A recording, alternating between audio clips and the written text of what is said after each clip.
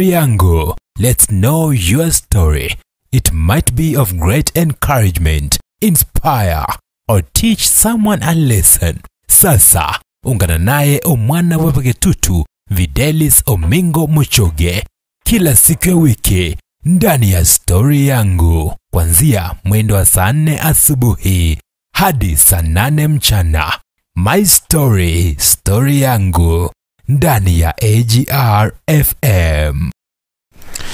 Right, asante sana mpenzi mtazamaji, karibu tena kwenye meza hii ya AGR magazetini. Leo hii tumechelewa kidogo, tunaomba radhi. Tuenda kwanza moja kwa moja, gazeti la kwangu hapa ni The Standard. Uweza niita Edwin Mukaya. Videlis Omoshodi nikiwa na gazeti la Taifa Leo. Naam, kurasa wa kwanza gazeti la The Standard hapa tunaangazia kumezuka vita vikali ndani ya kampi ya Ruto, ambapo tunaona kwamba pale Kiambaa ama uchaguzi mdogo wa Kiambaa kidogo umeleta maneno. Manake kuna wale wanataka kutoa kiongozi wao kama PEP, vile vile UDA wameleta mambo mengi zaidi. Naona kuangazia hayo kwa kina katika ukurasa wa 5. Vile vile katika ukurasa wa 8 na 9 naenda kuangazia kuhusu president wa Law Society of Kenya, ama anaitwa nani, Nelson Havi. Tunauliza kwamba yeye ni mwokozi ama mwenye analeta masaibu kwenye nchi yetu ya Kenya. Vile vile katika ukurasa wa 5 na 4 tunaenda kuangazia ni nini kile ambacho rais anaweza fanya ili kuweza kuokoa the succession plan, ama atakaye nyakua uongozi ama ridhi uongozi wake. Vile vile ukurasa wa 34 tunaangazia DRC, DR Congo, wana volcano erupts. Naona venye mambo yalikuwa pale, tunaenda kuangazia kwa mapana na marefu. Vile vile kurasa wa 31 tena kuangazia kile kinacho leta uoga zaidi katika taaluma ya habari. Vile vile katika ukurasa wa 12 tunaangazia tuseme aje, prostitution, tunaitaje, ukahaba ambao unafanyika pale sehemu ya Nairobi kwenye shule moja ya chekechea. Wanafunzi wanapita pale, wanaangana venye wanadada pale wako nusu uchi, wakiendelea biashara zao pale, wakilewa, wakifanya yote. Tena kuangazia kisa hicho kwa mapana na marefu katika ukurasa wa 12. Vile vile kuna maoni hapa, tunaenda kuangazia kama kawaida ukurasa wa 17 tunaangazia maoni ya watu. Leo hii tunaenda kuangazia kuhusiana, mnaona pale bunge ya South Africa wanasema kwamba kidogo kama wanaume wanakubaliwa kuwa na wanawake zaidi ya mmoja, vile vile wanawake wana uhuru ule wa kuwa na wanaume zaidi ya mmoja. Kwa hivyo tunaenda kuangazia hayo na maoni tuyatoe kabisa. Utoe maoni yako kusema wewe unaonaje jambo hili, ni vyema mwanamke ama wanawake kukubaliwa kuwa na wanaume zaidi ya mmoja? Ni hayo tu kwenye ukurasa wa kwanza. Kuna yale ambayo ningependa niangazie. Naomba tungeenda kwa kasi sana ili niweze kuona kwamba ni yapi yale ambayo yamechapishwa katika gazeti hili la Taifa Leo. Moja kwa moja naangalia uzo wa gazeti hili pale ambapo nasema kwamba nani atawalipa wale mawakili ambao wanatetea ripoti nzima ya BBI. Huo ni ukurasa wa 2. Ukurasa wa 4 wanasema kwamba wavuvi kushtakiwa ama kushtaki upya serikali kuhusu fidia. Ukurasa wa 4, ukurasa wa 2 wanasema kwamba Sosion hatarini akufurushwa kama kinara wa walimu. Huo ni ukurasa wa 2 pia, pale ambapo tutazungumzia kuhusu fumbo kuhusu mauaji ya mfanyabiashara kama Bashir. Hayo tu ndio naona yameangaziwa katika gazeti hili la Taifa Leo. Ukurasa wa 5 wakisema kwamba maelfu watoroka makwao, volcano ikilipuka pale DRC Congo. Hayo tu ndio yapo katika ukurasa huu wa mbele wa gazeti la Taifa Leo. Shukrani sana. Ukurasa wa 2 hapa gazeti la The Standard tunaenda kuangazia kama kawaida, ataangazia historia haswa. Leo tena kuangazia mwandishi wa vitabu ambaye anaitwa Ngugi wa Thiong'o. Tunaangazia miaka ya 70 pale, haswa mwaka wa 1979, ambapo picha moja ambayo imechapishwa katika ukurasa huu iliweza kupigwa ya Ngugi wa Thiong'o. Anasema kwamba kidogo hapo alikuwa ametoka jela kwa miaka miezi 12 alikuwa kwenye jela, akaweza kutolewa pale jela baada ya kushikwa. Manake alikuwa ameandikisha ama alikuwa amechapisha kitabu ambacho kilikuwa kidogo kinaenda kinyume na yale ambayo serikali wakati ilikuwa ikiyatenda. Kwa hivyo kidogo hai ilikuwa ni muda kidogo. Tunakumbuka pia kuna yule mwanahabari alikuwa anaitwa Philip Ochieng. Philip Ochieng vile ambaye aliaga dunia juzi tu, vile ndo ule wakati ambapo alikuwa pia amechapisha kitabu chake kuongelea kuhusu jinsi Kenya ilikuwa inasherehekea kulikuwa na wizi ambao ulifanywa pale Israel's Entebbe, ambao kiongozi wa nchi ya Kenya mwanzilishi ambaye ni Jomo Kenyatta vile alikuwa anasherehekea. Kwa hivyo aliweza kwenda kinyume na haya, akaandikisha kitabu ili ku criticize the government of Kenya. Pia aliweza kutorokea pale Tanzania, baadaye akaenda pale Uingereza. Vile Ngugi wa Thiong'o alipomaliza kifungo chake cha miezi 12 akaja akaachiliwa huru. Vile aliweza kuhamia pale United States of America, akaishi pale mpaka wa leo. Siku hizi unajua ni mtu ambaye ana malengo zaidi ya kuhakikisha kwamba lugha ya mama imeweza kupewa kipaumbele. Hayo ni katika ukurasa huo wa pili. Ukurasa wa tatu hapa tunaenda kuangazia kisa kimoja cha mama mmoja pale Rongai ambaye anayejiita kama Ndenya. Ndenya alikuwa anatoka sokoni mnamo saa 2:30 za jioni siku ya Ijumaa. Alipokuwa anatoka sokoni alikutana na mbwa wa jirani. Kuna jirani pale ambaye anaitwa Paul Onditi ambaye amefuga mbwa takriban 14. Mbwa hao waliweza kumvamia, wakakula tuseme wakarip of the flesh kutoka kwa mkono wake, miguu yake iliyochukuliwa kwamba kidogo miguu yake ikakatwa pamoja na mikono kidogo. Mwenye mbwa hao anasema yeye mbwa wake hawakusababisha maneno hayo, manake amewatrain vizuri na vyema zaidi, kwamba mbwa wake walisikia huyo mwanamke akipiga kelele akitoa ukemi, wakimbia ili waweze kumuokoa, kwamba hawakusababisha lolote. Kuna bwana wa bibi huyo ama bwana wa mwanamke huyo ambaye alikumbana na haya, ambaye anaitwa John Tororoni, anasema kwamba kidogo alisikia ukemi mkali, bibi yake akipiga nduru, kukimbia pale akapata ndo mbwa wa jirani wake huyo Paul Onditi wanakimbia wanarudi kwao. Anasema kwamba kidogo asiweze kutumia influence, kwamba huyo Paul Onditi ni mtu ambaye ako na influence zaidi na pengine ametumia ile nguvu yake kuinfluence kesi hii, lakini sasa anasema kidogo haki iweze kutendeka, manake mbwa hao waliweza kusababisha. Vile mbwa mmoja aliweza kuuawa na kufanywa uchunguzi pengine kama kuna flesh, kuna nyama ya binadamu ambaye iko tumboni mwa mbwa huyo, lakini haikupatikana. Kwa hivyo Paul Onditi anasema kidogo wasifuatilie hayo, kuua mbwa wake wote haitakuwa haki, manake hawezi uua mbwa wake wote kama hawajapata kwenye mbwa moja. Kwa hivyo ni hayo yanajiri katika ukurasa huo. Vile tunaona hapa kuna kaunti ya Murang'a ambayo sasa hivi inaharakisha kujenga majumba matatu ambayo yatachukua takriban milioni 95. Nyumba moja itakuwa ya gavana, nyumba ya pili itakuwa ya naibu gavana pamoja na speaker, ambapo tunaona kwamba nyumba ya gavana itachukua milioni 45, milioni 40 na milioni 10 ya speaker mtawalia. Vile Nyandarua vile kuna ugomvi pale ambao umetoka, ambapo tuna National Assembly Majority Leader ambaye ni Amos Kimunya wameanza kuzozana pamoja na gavana wa kaunti ya Nyandarua ambaye anaitwa Francis Kimemi. Anasema kwamba kidogo kuna upanzi wa miti ambao ulifanyika, ambapo pale watu waliweza, familia 100 zilipewa seedlings pale Kipipiri, na kidogo tukaona kwamba huyu Francis Kimemi anasema kwamba ilikuwa ni project ya county government, ambapo Amos Kimunya anasema hii ilikuwa ni project ya national government. Kwa hivyo kunakuwa na mzuzano kidogo. Hayo ni katika ukurasa wa pili na ukurasa wa tatu. Katika ukurasa huu wa pili gazetini la Taifa Leo kuna wale mawakili ambao wamechitoza ili kuweza kutetea ule uamuzi wa majaji watano kuhusu ripoti zima ya BBI. Kuna wale ambao ni shubafu, wale ambao wanaheshimika kwamba wakishachitenga ama kujiingiza katika kesi wa matokeo yake ni mazuri. Kuna jina anajulikana kama James Orengo. Kumbuka kwamba James Orengo alikuwa baadhi ya wale ambao walikuwa wanapinga ripoti hiyo zima ya BBI, ngawaje yeye aliweza kuipigia ndio. Kuna Otienda Amolo ambaye pia ni mbunge wa Radieda, aliweza kutimuliwa katika cheo chake pale bungeni, kisha baadaye naona kwamba aliweza kupigia ripoti hiyo ndio kwa sasa ni baadhi ya wale ambao ni mawakili shupavu akina Josh Oraro, Mohamed Nyaoga, Ben Slanya, kuna Jackson Awi, kuna Stereo Oyasi, wale ambao ni mawakili shupavu ambao wametafutwa ili kuweza kutetea kubatili yale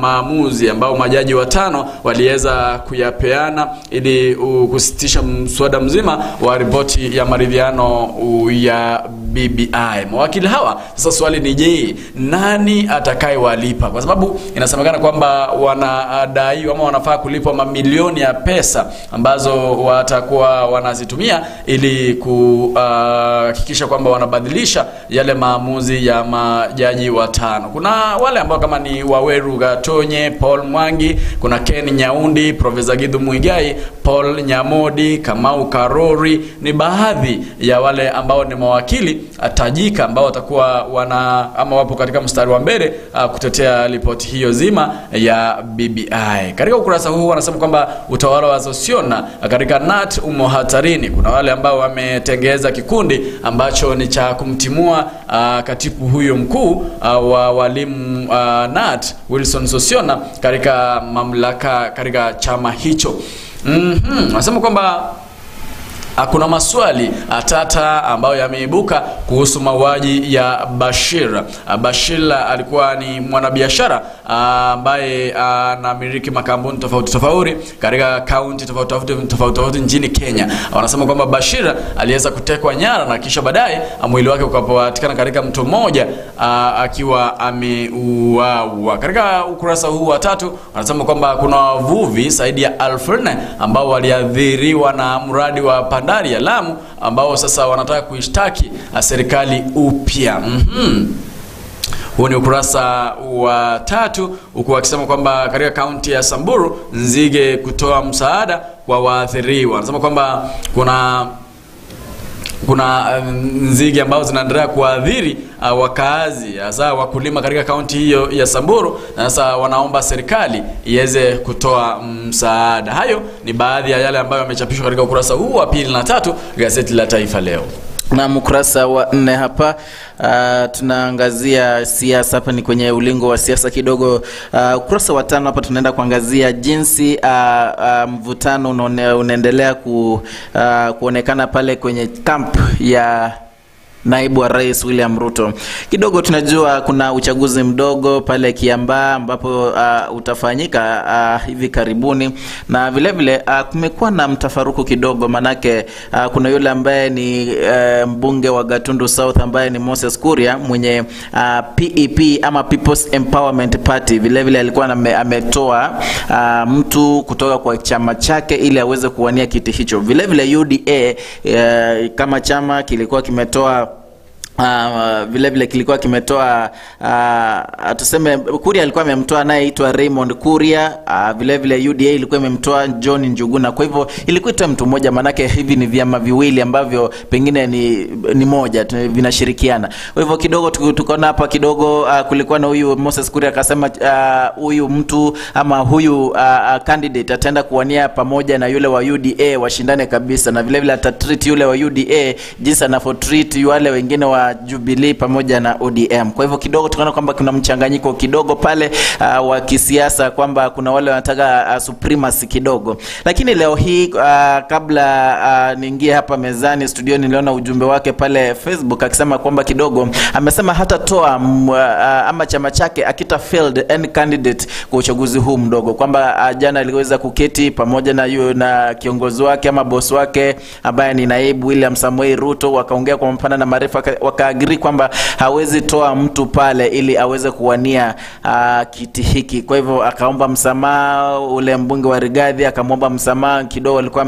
wame exchange some bitter words. Vile vile pale kwenye kaunti ya Nakuru kuna wawili pia wa UDA ambao kidogo wanazozana. Tunaona hapa kuna Susan Kihika na Bahati MP ambaye ni Kimani Ngujiri. Ngujiri kidogo alisema kwamba Susan Kihika ako na mpango wa kuwania kiti cha ugavana kutoka UDA ili aweze kuwa gavana pindi tu rais atakaporetire aende pale kaunti ya Nakuru aweze kumtreat vile yeye mwenyewe anastahili kutritiwa, na vile vile aweze kumcommand vile anataka. Hapo Susan Kihika alisimama akasema kidogo ingawa mtu anadanganya lazima kwe na busara wakati wa kudanganya. Ni hayo tu katika ukurasa huo wa 5. Vile vile ukurasa wa 6 tunaangazia Tuju.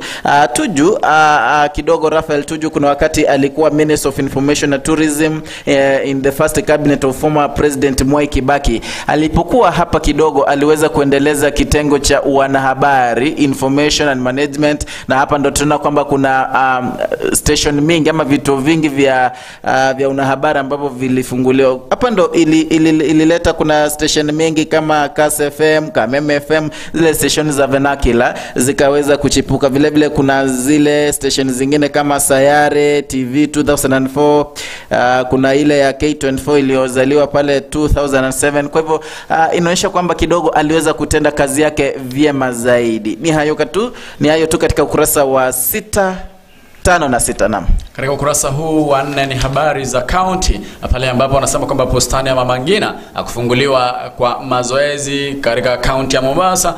County ya Tharaka Nithi wanasema kwamba akana kutumia CDF eneo bunge jingine. County ya Tharaka Nithi Kisumu wanasema kwamba zina maruma kufaa wanawake, walemavu na makundi ya vijana. Katika county ya Kisumu, katika county ya Bungoma wanasema kwamba mswada wa mbunge kuinua sekta ya sukari. Huo ni mswada ambao umebuniwa na mbunge wa Kanduyi Wafula wa Mnyinyi. Akihutubia katika eneo hilo alisema kwamba amebuni mswada ambao utakuwa unawafaidi na kuinua sekta ya sukari katika kaunti hiyo. Katika kaunti ya Homa Bay wanasema kwamba kuna seremala mmoja ambaye anadaiwa kuwabaka watoto ama kuwanajisi watoto wawili sakwa na polisi katika maeneo yanayojulikana kama Rachonyo Mashariki katika kaunti ya Homa Bay. Wanamtafuta serikali inamtafuta seremala mmoja ambaye anasemekana kwamba ameweza kuwanajisi wasichana wawili wenye umri wa miaka 15. Katika Tharaka Nithi County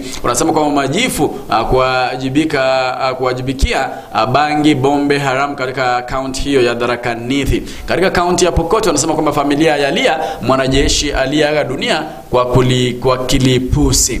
Mombasa wanasema kwamba tele wadigo wakipata Biblia kwa lugha yao asili baada ya tafsiri ya jumla ya miaka 30. Hayo tu ndio yameangazwa katika ukurasa huu wa 4. Nikiangazia ukurasa wa 5 wanasema kwamba ni habari za Afrika na dunia. Ikumbuke kwamba kuna ule mlipuko wa Afrikano uliolipuka katika nchi ya DRC Congo. Sasa wanasema kwamba maelfu ya watu kutoka nchi hiyo ya DRC Congo sasa wametoroka makwao baada ya Afrikano hiyo kuweza kuripuka. Lakini wanasema kwamba ishapoa.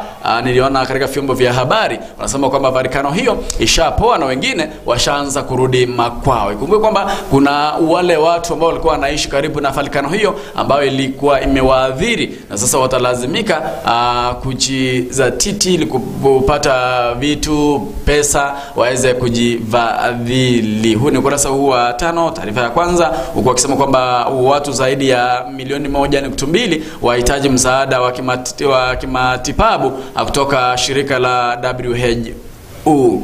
Wanasema kwamba katika nchi ya Iran wanasema kwamba 9 wajeruhiwa mlipuko ukitokea kiwandani. Huku wanasema kwamba kuna wanajeshi 6 ambao waliuawa Somalia na Al-Shabaab. Hayo tu ndio yameangaziwa katika ukurasa huu wa 4 na 5 gazeti la Taifa Leo. Ukurasa wa 6 ni jaribio la KCPE Mathematics. Ukurasa wa 7 the same. Tutaangazia ukurasa wa 8.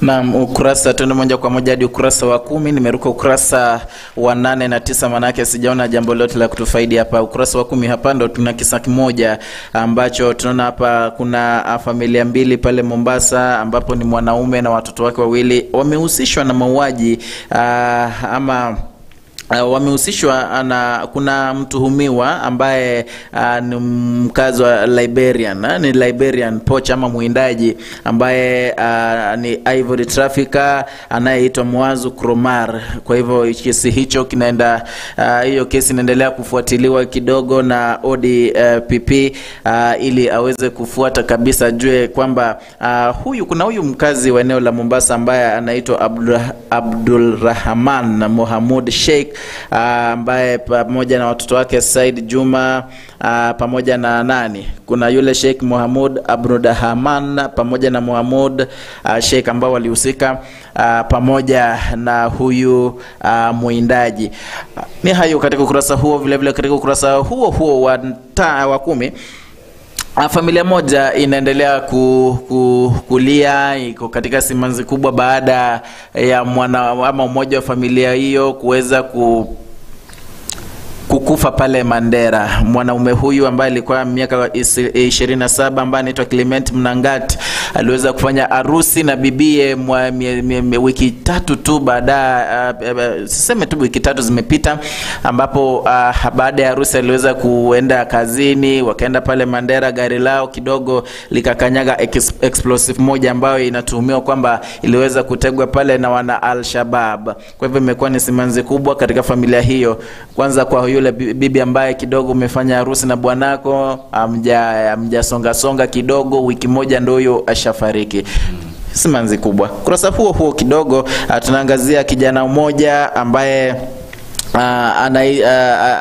pale county ya Kisumu ambaye ni 26 year old. Alikuwa anaendesha pikipiki, aliweza kuwadunga visu watoto wawili pale Nyamasaria pale Kisumu. Mmoja akaweza kufa, mwingine anaendelea kupigania maisha yake, na anasema kwamba aliposhikwa na polisi alisema kidogo walikuwa wanazozana na watoto hao kuhusiana na remote. Walikuwa na watch movie kidogo, wakazozana, iliyochukua yeye kubeba silaha ile ama kisu kile cha jikoni na kuwastabu watoto hao wawili, ambapo mmoja aliweza kuiaga dunia, mwingine yupo katika hospitali anaendelea kupigania maisha yake. Kurasa wa 11 vile vile tunaangazia kuna yale mambo, kunajua kwamba Kihara ambaye ni Attorney General aliweza kuenda pale Kihara Kariuki aliweza kuenda pale Court of Appeal ili kutetea BBI kwamba haistahili kusimama. Kuna yale ambao waliyatoa, akauliza kwamba inakuwaje wanasema kwamba IBC haikufikisha ile quorum inatakikana. Anauliza kwamba what was IBC supposed to do when it got the signatures? Wangefanya nini baada ya kupata signatures hata kama hakuwa na hiyo quorum? Hiyo ni baadhi ya maswali ambayo anaulizwa kidogo aweze kuona kama watarekebisha ule msimamo wale majaji 5. Vile vile akauliza, is BBI the people's will? Can 5 judges reverse that? Naweza kwamba kwa hivyo anasema kwamba kidogo majaji 5 hawawezi amlia wa Kenya zaidi ya mamilioni. Vile vile anauliza kwamba did he breach chapter 6 of the constitution? Baadhi ya mengi ambao wanazungumzia, unaweza pata nakala yako ukurasa wa 11 utayasoma hayo yote. Katika ukurasa huu wa 8 wanasema kwamba wizara ihakikishe shule zinafuata taratibu za kuzajiliwa. Kumbuka kwamba watoto ambao ama wanafunzi ama wale ambao walifanya mtihani wa kidato cha 4 wanatarajiwa kujiunga na vyuo vikuu. Wanasema kwamba wale ambao walifanya mtihani wa darasa la 8 pia wanatarajiwa kujiunga na shule ya upili hivi karibuni. Serikali inaraiwa kwamba iweze kutafuta mbinu mwafaka ambazo watatumia ili kuweza kuwasajili wanafunzi wale ambao walifanya darasa la 8 ili kujiunga na kidato cha kwanza. Huo ni ukurasa wa 8. Katika ukurasa huu wa 9, taarifa ya kwanza, kuna mjamaa mmoja, kuna jombi mmoja ambaye bibi yake aliweza kujifungua mtoto. Sasa baada ya kujifungua mtoto, majirani katika ile plot, alikuwa anaishi kwa plot, wakaanza kuita huyu baba mtoto, akamuita kwamba sasa umeitwa baba. Ya mzee alikasirika, akasema kwamba yeye bado hilo jina wasimuite, sababu alikuwa amezoea kuwatongoza wasichana wengine barabarani. Sasa anasema kwamba wakimuita hilo jina baba nani, alitamchomea picha. Au ni ukurasa huu wa 9. Kuna mwanamke mmoja ambaye ameolewa na mwana bodaboda ama mfanyabiashara wa bodaboda. Huyu mwana bodaboda alikuwa amempelekea bibi yake, alikuwa katika soko moja pale Pipeline Nairobi. Sasa huyu mwanamke wa bodaboda huyu mwanaume akampelekea bibi yake pesa ili aongeze stock pale sokoni. Alikuwa ni mfanyabiashara pia. Sasa kumpelekea pale, mwanamke mmoja akajitokeza akimpatia zile pesa. Mwanamke mmoja akajitokeza akamwambia akashika yule bwanake akamsalimia, akampiga pambaja.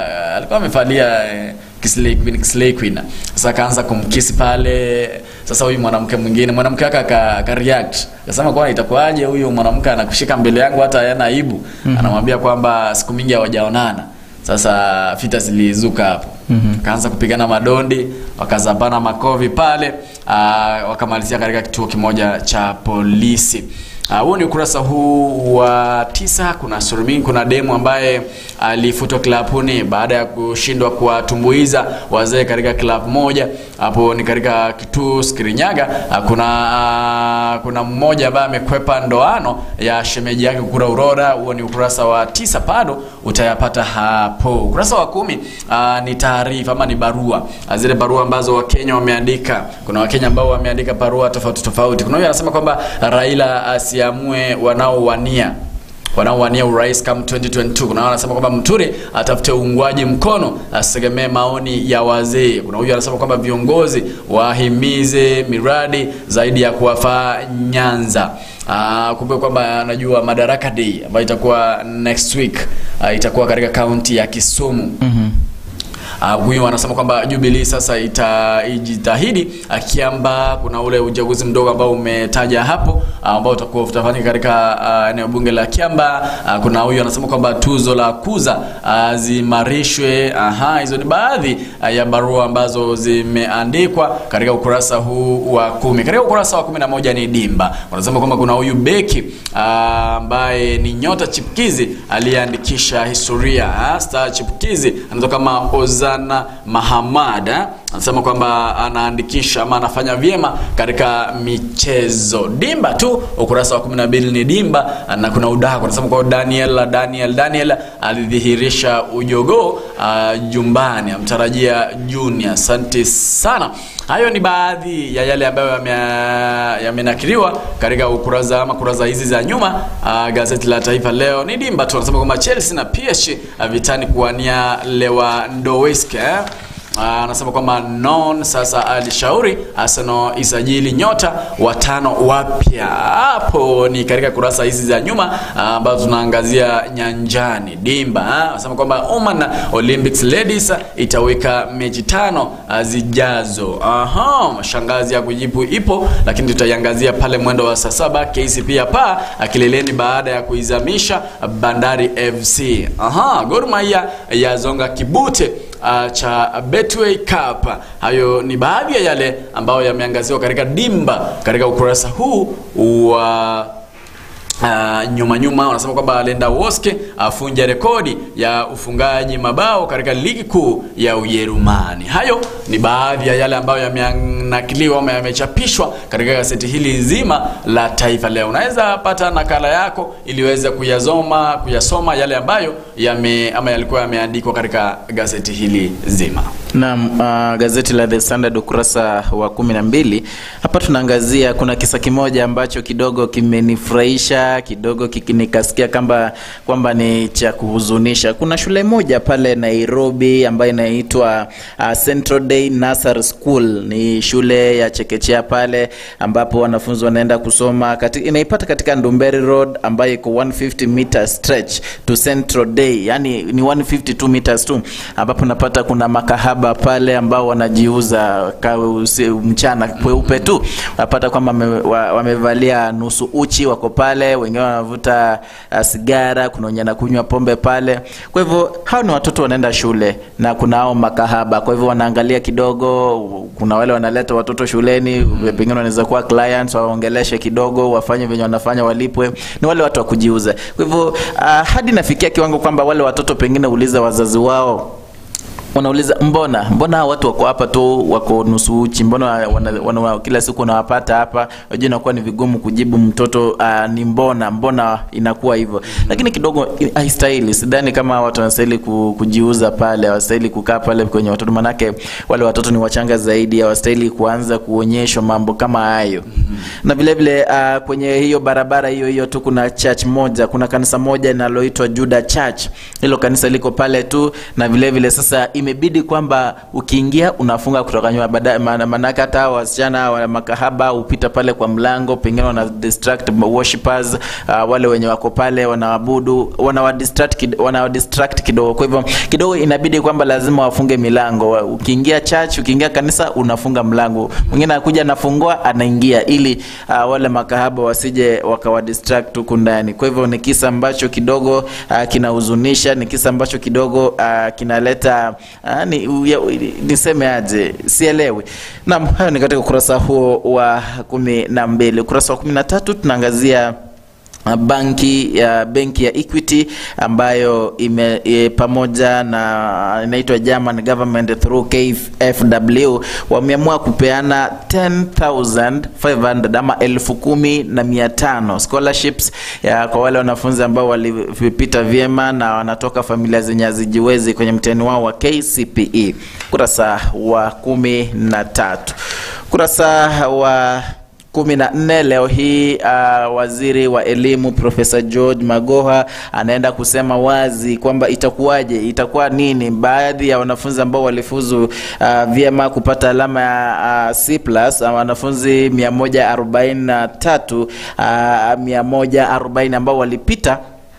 Wataenda kuambiwa leo kwamba kuna nafasi ngapi kwenye vyuo vikuu, kuna nafasi ngapi, na vile vile kuna wale 1500 vile vile wataambiwa kwamba mid level colleges kama kuna nafasi ngapi. Kwa hivyo leo hii wazazi, wanafunzi wale waliofanya mtihani wanaenda kusikiza, wakuwe macho wasikize kwamba Magoha atasema nini, ikiwa wataongeza grade ama watazusha grade.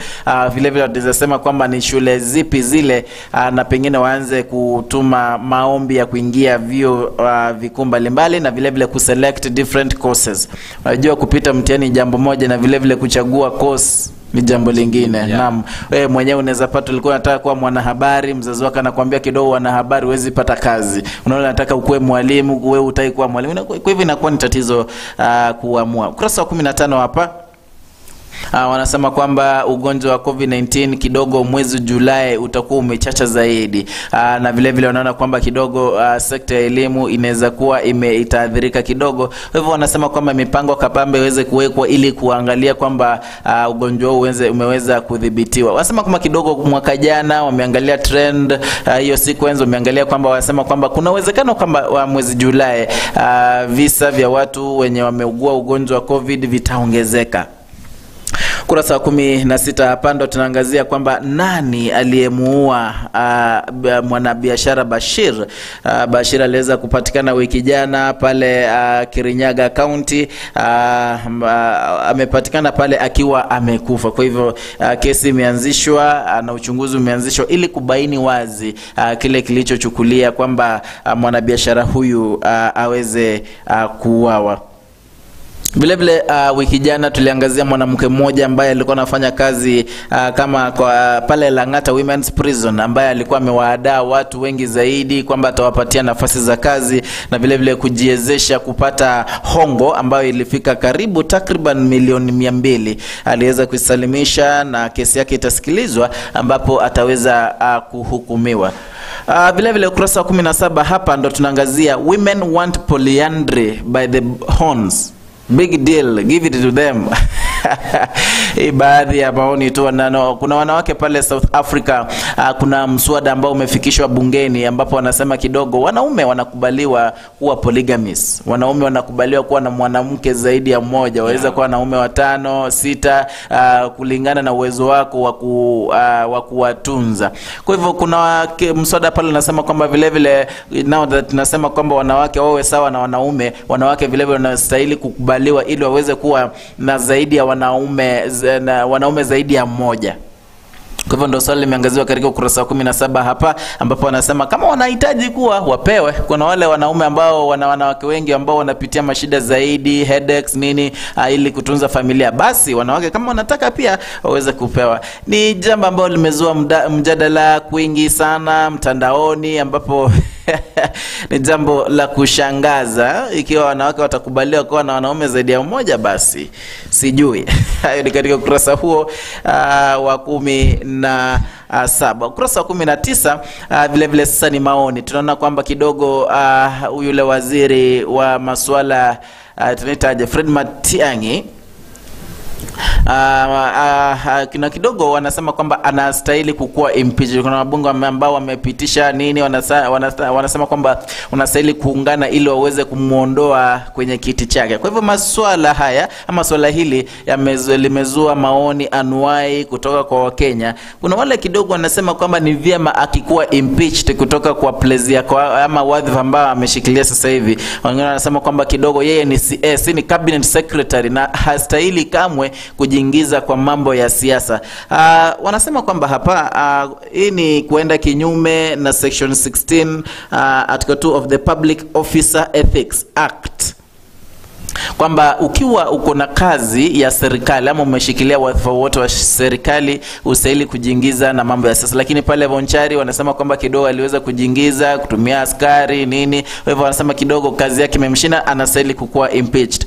Wengine kuna wale wanasema kwamba kidogo Matiang'i anajua kazi anayoifanya na hastahili kukuwa impeached, manake yeye kama CS anasimamia mambo yote, usalama, kuhakikisha usalama umeidhinishwa, na vile vile kwenye ule uchaguzi mdogo uliofanyika pale Bonchari, hakuna jambo hata moja ama hakuna evidence ambayo inaonyesha kwamba aliweza kujihusisha. Kwa hivyo anasema kwamba hii impeachment ambayo inastahili kukuwa tabled, it is null and void. Hapo ni katika ukurasa huo wa 19. Na mwisho pengine unaweza jipatia gazeti lako la The Standard uweze kuangazia mengi ambayo yako hapa. Tulikuwa tunaangazia machache tu ambayo tumeona kwamba yanatufaa sisi. Naam, sina lingine bali ni nawakumbusha kwamba tuko na mpango mzima wa Seria Botaka ambao naona muda wake ni kama unayoyoma, tushachukua muda wake kidogo. Hivyo sina mengi, tutapatana pale tuweze kuzungumza katika mpango mzima wa Seria Botaka kuanzia saa 4 hadi saa 7. Naam, hadi hapo kesho sana wakati kama leo tukutane meza hii AGR magazetini ili tuweze kupashana na kuambiana yale ambayo yamechapishwa. Nite Edwin Mukaya. Bidel o Moshoge. Now introducing My Story Yangu. Let's know your story. It might be of great encouragement, inspire, or teach someone a lesson. Sasa, ungana naye Omwana Webegetutu Videlis Omingo Moshoge kila siku ya wiki ndani ya Story Yangu, kuanzia mwendo wa saa 4 asubuhi hadi saa 8 mchana. My Story Yangu ndani ya AGR FM.